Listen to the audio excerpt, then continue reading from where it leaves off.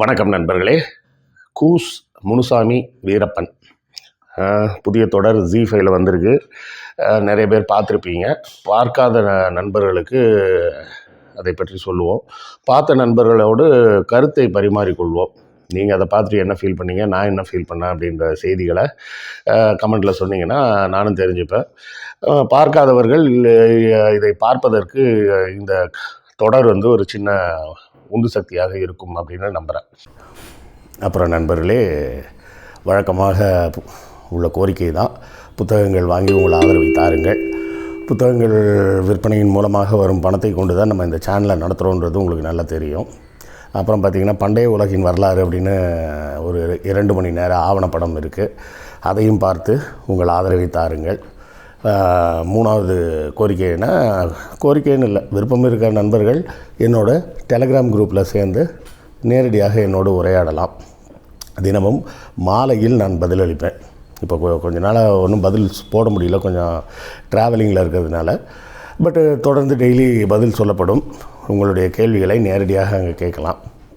அடுத்தால வேறு சேனல்கள் நடத்தும் நண்பர்கள் யாராவது இந்த காணொளியை பார்க்கும்போது நான் உங்கள் சேனலில் பேசினா நல்லாயிருக்கும்னு நினச்சிங்கன்னா தாராளமாக கீழே இருக்கக்கூடிய வாட்ஸ்அப் நம்பரில் தொடர்பு கொண்டு தோழர் அமுதாவை காண்டாக்ட் பண்ணுங்கள். அப்புறம் எனக்கு இதெல்லாம் எதுவுமே முடியாது சார் அப்படின்னீங்கன்னாலும் பரவாயில்ல, சப்ஸ்கிரைப் பண்ணிங்கன்னா கூட அதுவே ஒரு பெரும் ஆதரவு தான். லைக் போட்டிங்கனாலும் ஆதரவு தான், கமெண்ட் போட்டிங்கனாலும் ஆதரவு தான். இந்த வீடியோவை வாட்ஸ்அப் மற்றும் வேறு சமூக தளங்களில் பகிர்ந்தாலும் அதுவும் ஒரு வகையான ஆதரவு தான். மொத்தத்தில் உங்களது ஆதரவை ஏதாவது ஒரு வகையில் எங்களுக்கு தொடர்ந்து கொடுத்துக்கிட்டே இருங்க. எதுக்காக பார்த்தே ஆகணும் அப்படின்ற செய்தியை தான் இன்றைக்கி ஸ்டார்ட் பண்ணுறோம். அதாவது முதல்ல நம்ம இதில் நெட்ஃப்ளிக்ஸில் இதே மாதிரி த ஹண்ட் ஃபார் வீரப்பன் அப்படின்னு சொல்லிட்டு ஒரு சீரீஸ் வந்தது. வீரப்பனை பற்றின சீரீஸ் தான். ஆனால் அந்த சீரீஸ் பார்க்கும்போது எனக்கு என்னவோ அது ஒருதலை பட்சமாக இருந்த மாதிரி இருந்தது. கொஞ்சம் ஒருதலை பட்சமாக போன மாதிரி இருந்தது.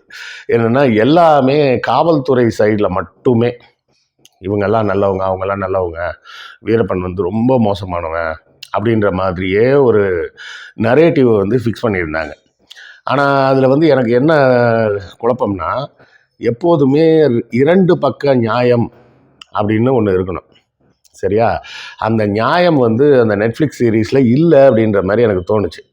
எதனால் அப்படின்னு சொன்னோம்னா, முதலில் சொல்லும்போது வீரப்பனை ஒரு மாதிரி மோசமானவனாக முதல் பாதியில் சித்தரிப்பதும், பிறகு 2வது பாதியில் ஏமாந்த ஒரு அப்பாவின்ற மாதிரியும் அப்படி தான் காமிச்சிருந்தாங்க. அதாவது தான் என்ன செய்கிறோன்னே தெரியாமல் தன்னை ஒரு தமிழனின் தலைவனாக அடையாளப்படுத்தி கொள்ள விரும்பினார் வீரப்பன் அப்படின்ற மாதிரியும், காவல்துறை இதில் எந்த விதமான பெரிய அத்துமீறல்லாம் எதுவுமே கிடையாதுன்ற மாதிரி தான் அந்த சீரீஸ் போயிட்டு இருந்தது.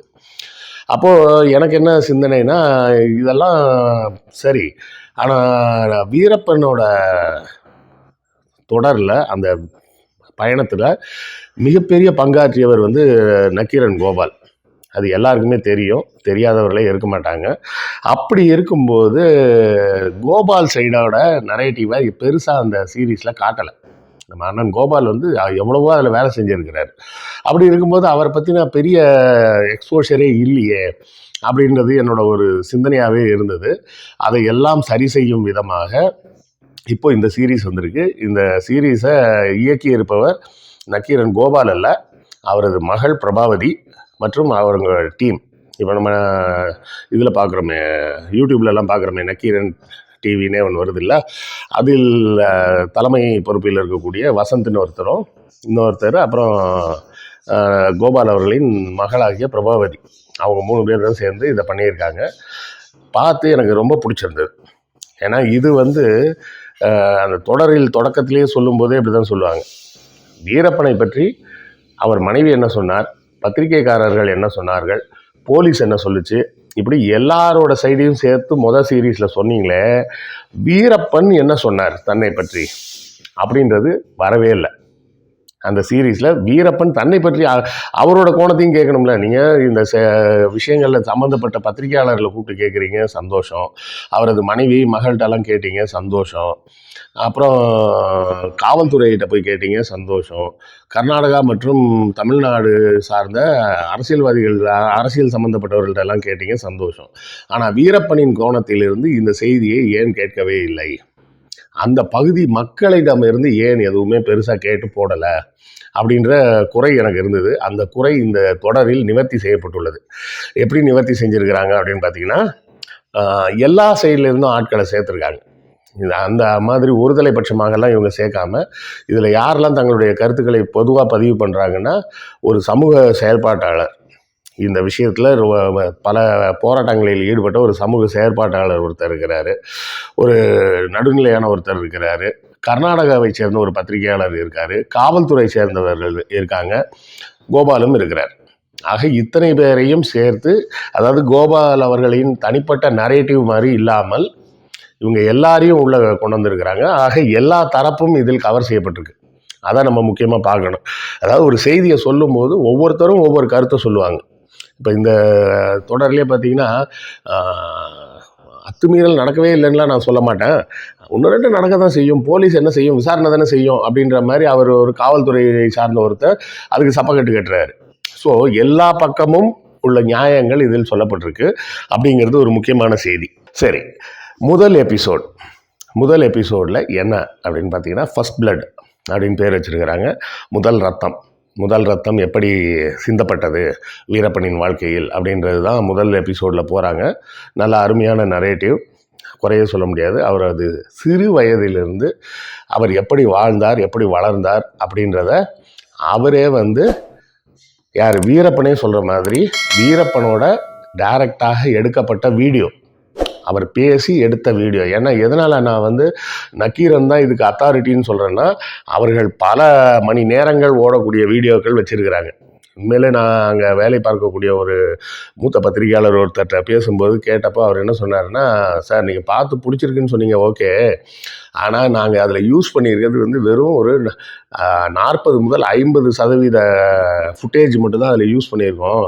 இன்னும் இருக்குது சார், ஆனால் அதெல்லாம் போட்டால் இன்னும் ரொம்ப லென்த்தாக போகுமேன்றதுக்காக கட் பண்ணிவிட்டு ஷார்ட்டாக தான் போட்டிருக்கோம் அப்படின்னு தான் சொன்னார். எனக்கு அதுவே ஆச்சரியமாக இருந்தது. இதுவே மிகப்பெரிய ஆவணமாக இருக்குது. அதனால் வீரப்பனோட வாழ்க்கை வரலாறை, அது என்ன தான் நடந்தது அப்படிங்கிறத அவர்கள் வீரப்பன் தரப்பாகலாம் பேசலாம் இல்லை, நேர்மையாக நடுநிலையாகத்தான் பேசியிருக்காங்க. அதைத்தான் பார்க்கணும்.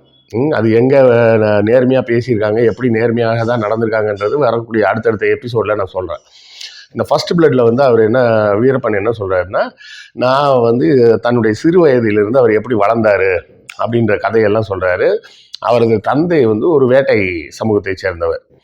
அதனால் அவர் சொல்கிறார், நாங்கள் என்ன சொல்கிறதா இருந்தால் நீங்கள் வன்னிய படையாச்சின்னு தான் சொல்லணும்னு அவர் தன்னுடைய சாதி பேரையும் சொல்லி பதிவு பண்ணவர் தான் செய்கிறாரு.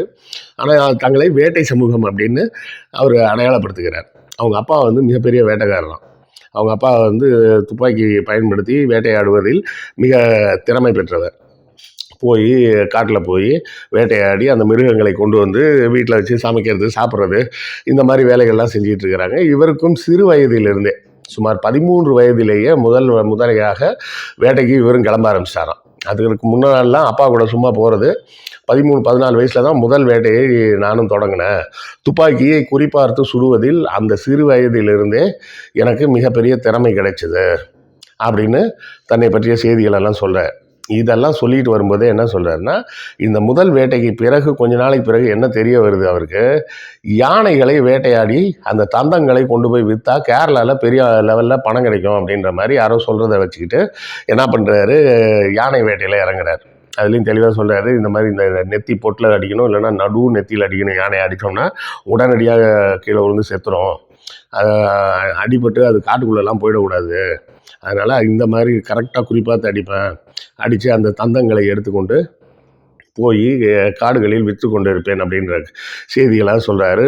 முதலாக எப்படி இவர் வன்முறைக்கு பக்கம் தள்ளப்பட்டார்ன்றதையும் சொல்கிறாரு.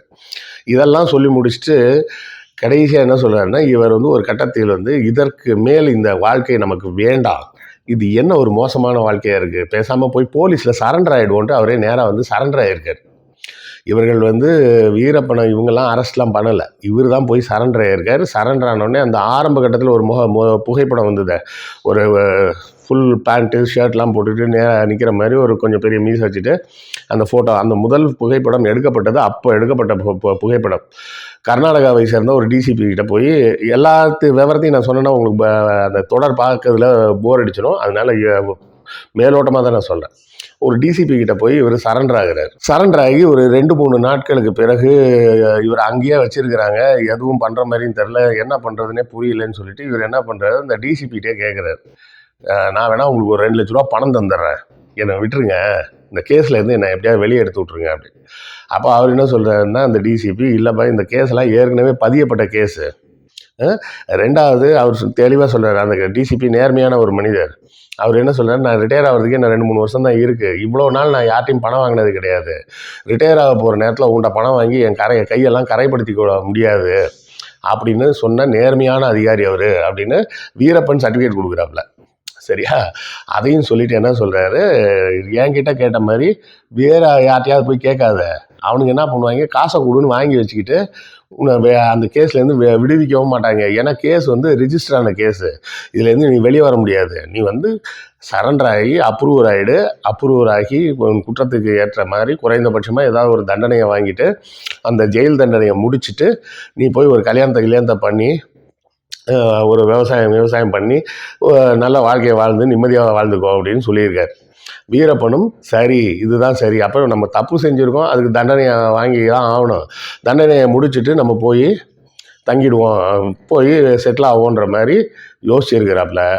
ஆனால் அந்த நேரத்தில் தான் பெங்களூரில் சார்க் மாநாடு நடக்குதான், ராஜீவ்காந்தி தலைமையில். அதையும் அவர் தெளிவாக சொல்கிறார், சார்க் மாநாடுன்னு அவரே சொல்கிறார்.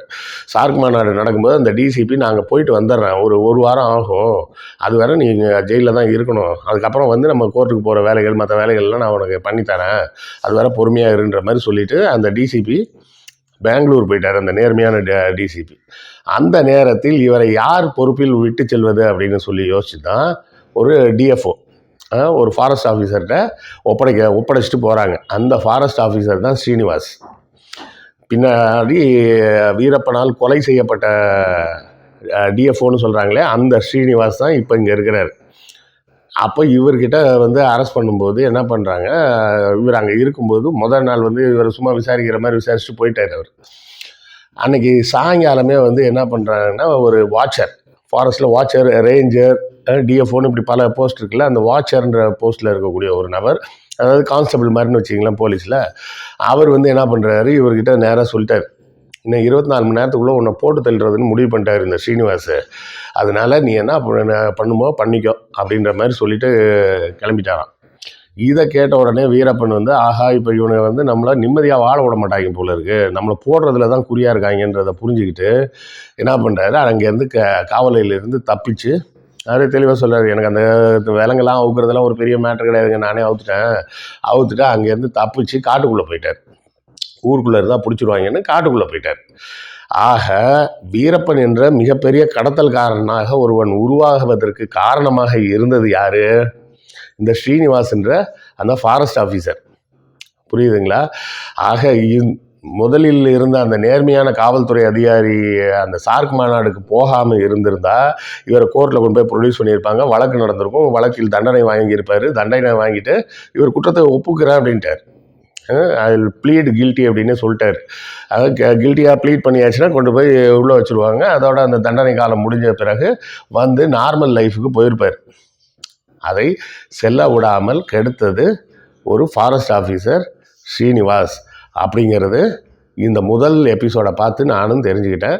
நீங்களும் அதை பாருங்கள், நான் சொல்வதை விட இன்னும் சுவாரஸ்யமாக இருக்குது, கண்டிப்பாக பாருங்கள். நாளை இதோட 2வது எபிசோடை பற்றி பேசுவோம், இன்டு த வைல்டு, காட்டுக்குள்ளே போய் என்ன செஞ்சார் அப்படின்றத பற்றின செய்திகளை நாளை பேசுவோம். நன்றி, வணக்கம். உங்களுக்கு இந்த வீடியோ பிடித்திருக்கும் என்று நம்புகிறோம். இந்த சேனலை சப்ஸ்கிரைப் செய்யுங்கள், எங்கள் வீடியோவை உங்கள் நண்பர்களுக்கு ஷேர் செய்யுங்கள். எழுத்தாளர் கிருஷ்ணவேலின் நூல்களை தமிழ்நூல் மன்றம் வெப்சைட் மூலமும் வாங்கலாம், வாட்ஸ்அப் மூலமும் வாங்கலாம். இரண்டுக்குமான லிங்க் டிஸ்கிரிப்ஷனில் உள்ளது. நன்றி.